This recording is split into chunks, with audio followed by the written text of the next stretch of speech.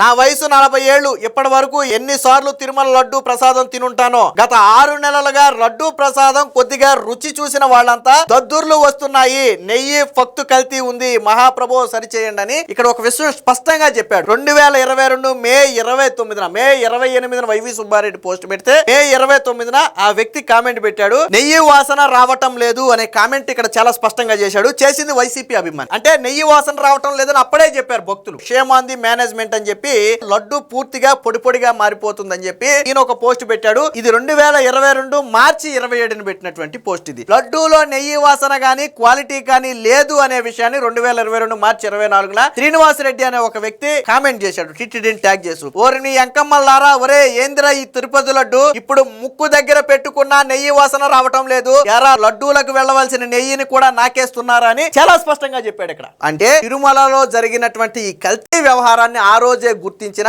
జగన్మోహన్ రెడ్డి కావచ్చు, సుబ్బారెడ్డి కావచ్చు, కనీసం దీన్ని పరిగణలోకి తీసుకోకుండా భక్తుల మనోభావాలతో ఆడుకుని ఒక రసాయనాలతో చేసినటువంటి ఒక కల్తీ పదార్థం ద్వారా లడ్డూలు తయారు చేసి భక్తుల చేత తినిపించి వాళ్ళ మనోభావాలు దెబ్బతీశారు.